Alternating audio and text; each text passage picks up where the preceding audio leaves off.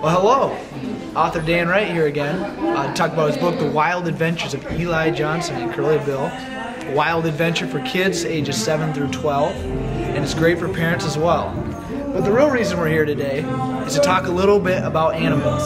I love animals, as you can see, but I actually brought a few alive ones today.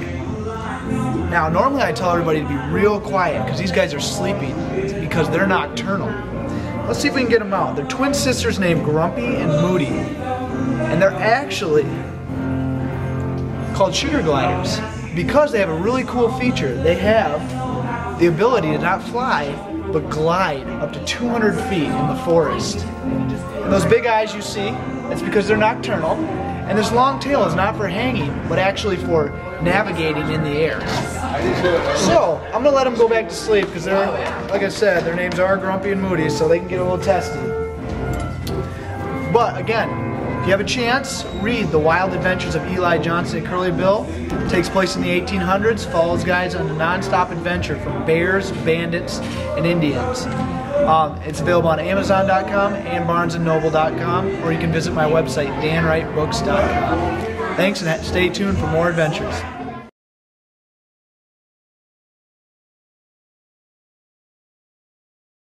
We're going to pick up chapter 27. As Eli worked on setting the trap inside the beaver lodge, the sound of water rushing past him caused him not to be able to hear very well. But he had just set his trap and was admiring the looks of it when he heard a faint crackling noise coming from the dam behind him. His first reaction was to take a moment and formulate a plan.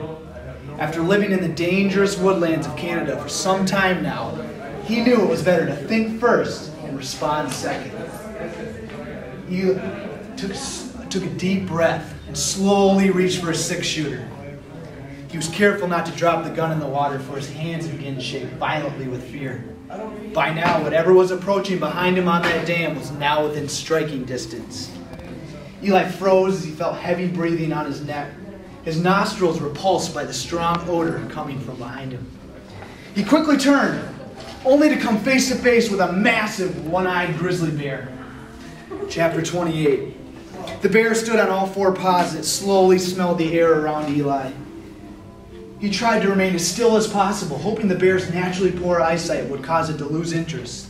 The bear sniffed the air a few more times before turning around and walking towards the open beaver lodge.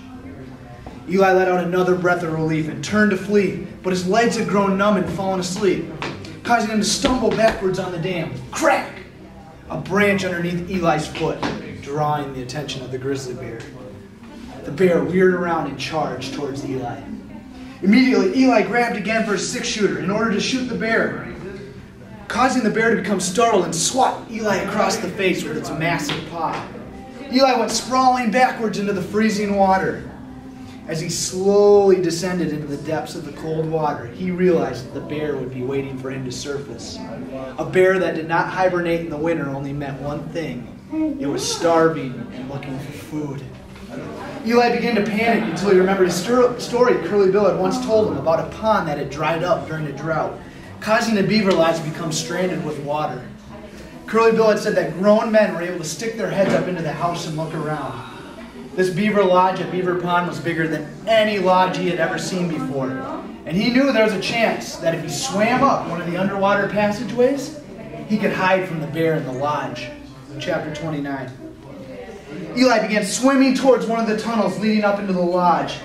The water was murky, making it hard to tell if the tunnel was big enough for him to swim up into. When Eli reached the tunnel, he thrust his body towards the opening, but to his dismay, he became stuck. He could not seem to gather the leverage needed to pull himself up into the lodge. His lungs were starting to ache as he slowly suffocated from the lack of air.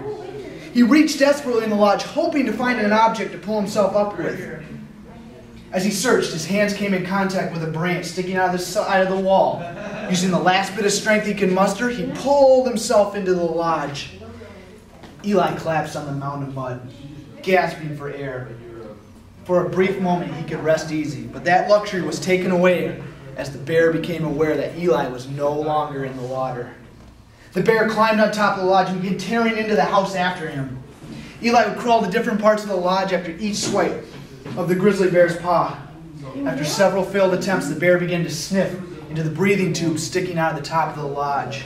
After sniffing around, the grizzly bear located where Eli was and used his 3-inch claws to continue tearing into the house after Eli. By now, Eli had gathered his strength back, took out his 6-shooter and stuck it up into one of the holes the bear had made and prepared to shoot the bear. He waited until the bear stuck its nose in the hole again and he pulled the trigger. Click. You guys want to see the picture?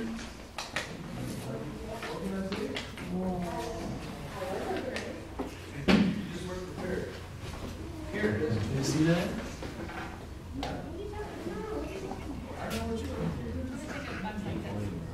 Yeah, I know.